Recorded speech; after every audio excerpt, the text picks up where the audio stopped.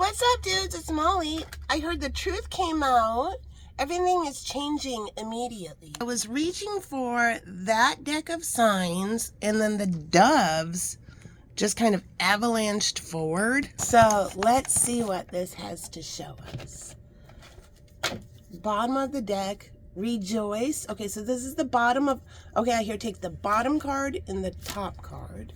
And the card that's on the top of this. Okay. Rejoice. Embrace your loving connection and rejoice. Remarkable. Notice everything remarkable about your relationships. Temptation. Think carefully about the situation. All right, who's this message for? Who's this message for? Pisces, this is for you. Message for Pisces. Let's get a message from the tiny little witch tarot deck. Ooh, all right. This landed right on Pisces. The Three of Wands. Pisces, there's an opportunity coming in. Somebody might watch a basketball game. All right. So, the Ace of Wands, this is how I explain the Three of Wands. The Ace of Wands is getting a new, fun, exciting idea. Somebody wants to do something together. I see these two blossoms on here. Somebody might do a duet or something like that. Somebody might ask somebody out on a date.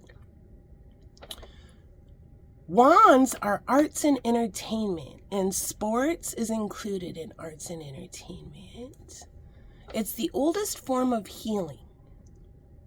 So the Two of Wands is saying, the Ace of Wands is saying, I have this idea. And then the Two of Wands is saying, my idea is on that ship. And the ship is just way back there coming across the horizon, and I can see it starting to manifest. The Three of Wands means your ship has docked up in the harbor. Are you going to get on your ship? It's a portal. So somebody sees their opportunity. All right. What's the message from the doves? Message from the doves for Pisces. What's the message for Pisces? Okay. Oh, interesting. That just shot right there. Respect. Okay. We have 1111 in Cherish. 1111. 1111 is an important number for twin flames. It symbolizes the harmony and balance of soul counterparts. Somebody may be seeing all sorts of number synchronicities. You can drive yourself crazy trying to figure out, what does it all mean? So a number synchronicity, it happened to me just yesterday too. It happens all the time to me. I was driving in my car. I thought to myself, was it yesterday? I think it was, sometimes my days blur together. I was driving in my car, and all of a sudden I felt this incredible urge to look at the clock on the car. It's just like you're doing your thing, and then all of a sudden you're like, Spirit's like, look at that. And I looked and it said 2:22, 2:22, 11:11. You might find the urge to just, and it's not like you're constantly checking the clock. No, it's like the one time you look at the clock, now it says 1, 2, 3, 4. It says 3:33. It says 3:21. Yeah, number synchronicities. So that is an actual thing that happens when you exist in the 4D. So the 3D and the 4D happen simultaneously on planet Earth. And the 3D is the grind, the unawakened, the people who are enslaved to the almighty dollar. I hear it that way. The people that are far away from their spiritual self exist in the 3D. It's called the rat race. The 4D is when you have a spiritual awakening and your mind starts expanding and you start understanding, quote unquote, the intelligence. So you get pulled from the 3D into the 4D during your awakening. If you're a starseed, you might have a really brutal awakening. Your mind is getting called upon by the universe because you can understand, quote unquote, the intelligence. And this is, you have to remember, the awakening is something in activations, is something that happens to you. You don't get to choose it. Spirit don't give a shit if you're rich or poor, famous or alone in your house. Yeah, if you have a mind that can comprehend the intelligence, you may have a great big divine mission. And so a lot of people got activated after COVID happened. A lot of people, everybody's life had to come to a screeching halt. So people who traveled a lot for work were stuck at home with the person they actually married. This may have been a relationship where everyone got along for the short time, everyone was on their best behavior until somebody took off and started traveling again. A lot of couples really had to face who the fuck they married. A lot of relationships dissolved. A lot of relationships got stronger. Okay, somebody may have birthed a bog body, a major issue. So a lot of karmic contracts came to an end after the awakening. Because if you are in a relationship where you went through a spiritual awakening and your person didn't, you're in two completely different vibrations. And Spirit may have sent somebody on a spiritual awakening to separate the Velcro, I hear. So a karmic contract is a contract you have with someone. It doesn't, we hear the word karmic a lot with like a negative connotation. It could be a negative experience. It doesn't have to be. What karmic means is you're meant to learn a lesson from that person. So sometimes people have karmic contracts with their ex. Their mission together was to put a brand new soul on planet Earth. Your kid you share with that person. Now the contract is over. Yeah, so Spirit will, or whatever it was, yeah. Spirit will keep giving you towers until you get away from that person. Because if you stay in an expired soul contract, it becomes resentful, abusive, no respect, miserable, a whole bunch of fighting. And Spirit wants everybody to be with the person they're meant to be with at their vibration. So sometimes one person will do a whole lot of spiritual work and the other person won't. And Spirit says, you are an empress or an emperor now.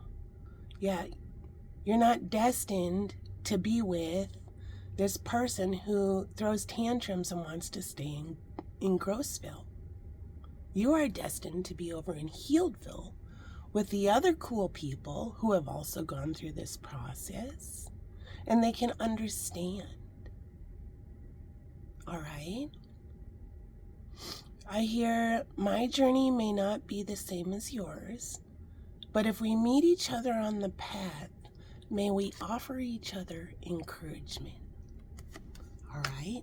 Cherish your relationship. Now remember, you are a karmic person for your karmic. You are a lesson for that person too. So like I say, karmic doesn't always mean a piece of shit person. It could be a very abusive thing, something like that. What karmic means is the lesson is over. All right. And then here it is with respect. Let's see what's on the top of this deck. Cupid's arrow. Take note. Whoop, boom. Ooh. Now you're in love. Did you hear? Cupid's on a rampage with a quiver full of arrows. Now you're in love. Have faith. Love is coming. Surprise invitation or meeting. Hesitation. Respect your relationships. All right. Let's get another message. What's another message for Pisces? Message for Pisces. What's the message for Pisces? We have, ooh, okay, empathy. And then this card just shot off the deck. Empathy. I am open to seeing both sides of a situation. The sword and the rose. Clarity, truth, revelation, solidarity, force, honor, protection, and power. Okay, and final message. We get one more. Let it pop on its own. Pop on your own for Pisces. And that touched the top, it bounced off the top of this deck. Healing heart. Healing from heartbreak. Freedom from toxic relationship or addiction. And labyrinth. Even when you feel lost, there is always a way through the labyrinth.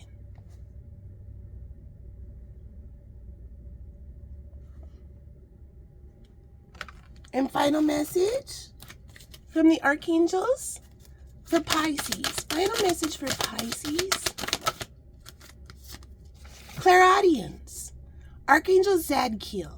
Notice the loving guidance you hear inside your mind or from other people. All right. Somebody may be psychic. They may be highly sensitive. So what is clairaudience? So when I say I hear, like sometimes I'll say, I hear.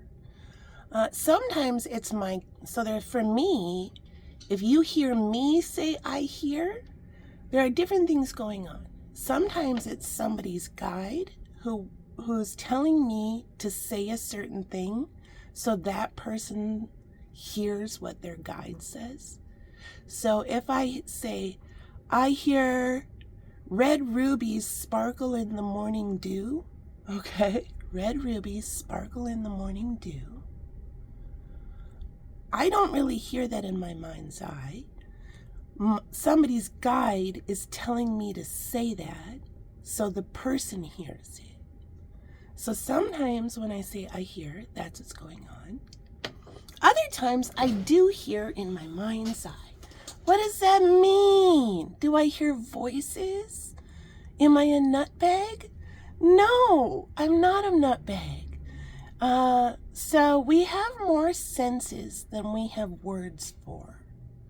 And so a psychic person can tap into these other senses that we have words for. And hearing is the closest word to what happens when I'm channeling. Okay, Spirit wants you, Pisces, to watch this informative video on what is clairaudience, what is a psychic, what's a clairvoyant, the truth. And so I'm going to put that video in the comment section of this reading. So if you don't feel comfortable clicking links, I get it. I promise I'm not linking anything nefarious. I'll also put the title.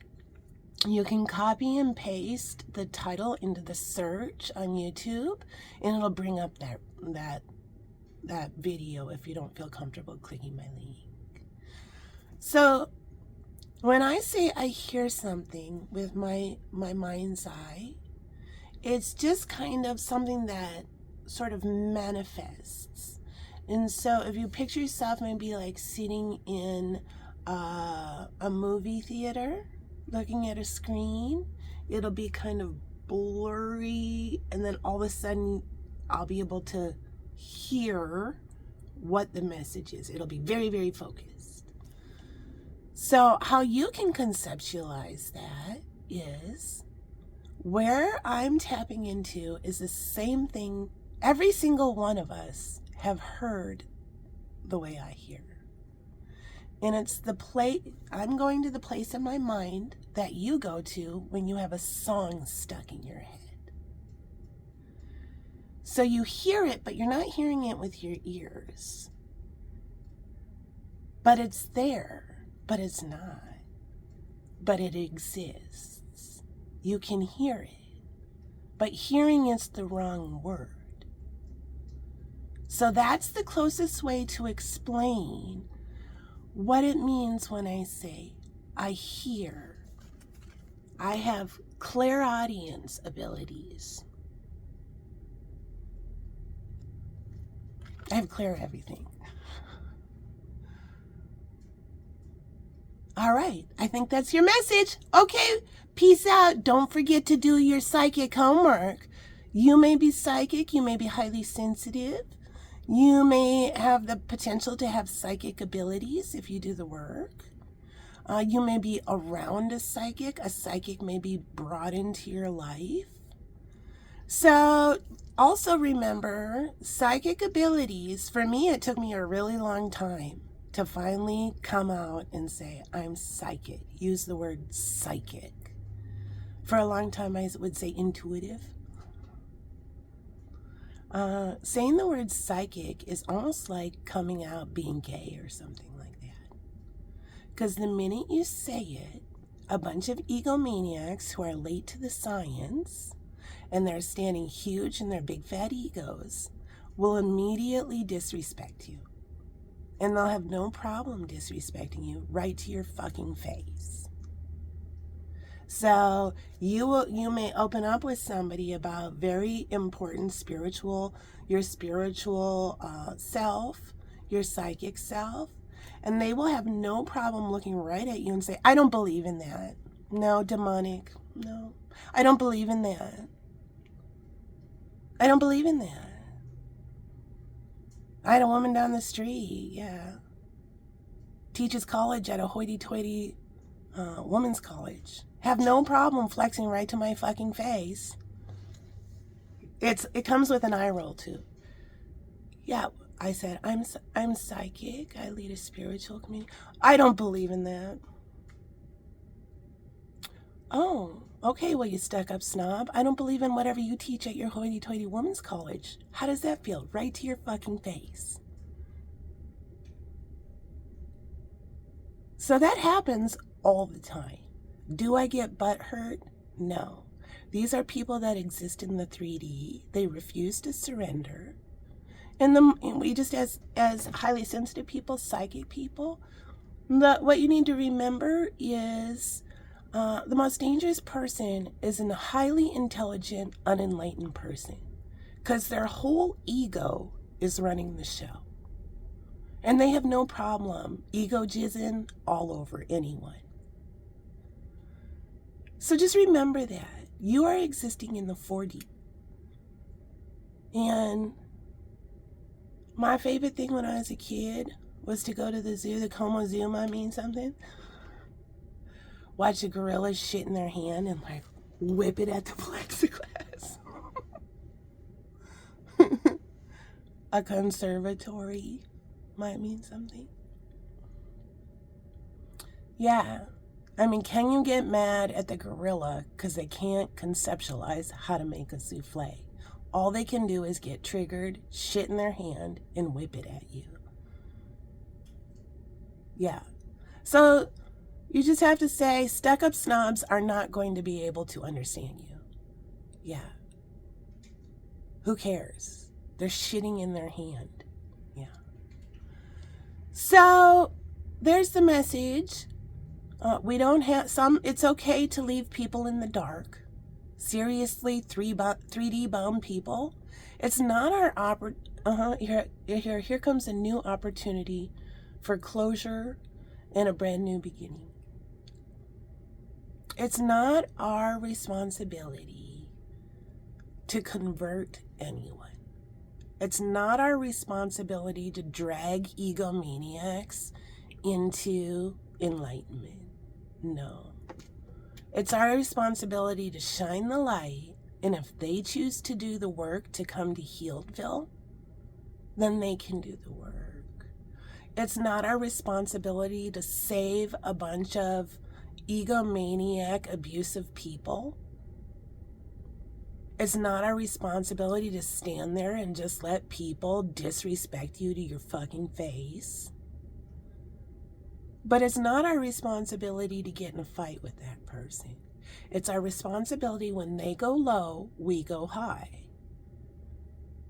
So if somebody might disrespect somebody might have really learned about narcissism and is saying, I can see that. That's a full-blown fucking reptilian narcissist flexing on an earth angel. What a bitch. No ability to I have a lot of respect for you. No ability to self-reflect. And when they get triggered, they're going to do some Lord of the Flies shit. Push you down off the hill. Now I'm on the top of the hill. I don't believe in that.